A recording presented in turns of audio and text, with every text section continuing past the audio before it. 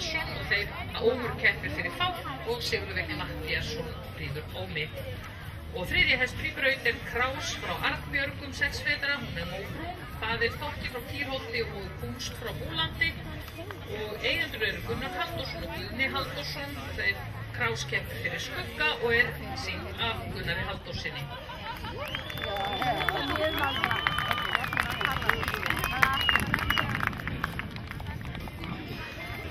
The first horse to enter the track was Daði frá Istamói, 8 years old, grey, ridden by Magnús Bragi Magnússon.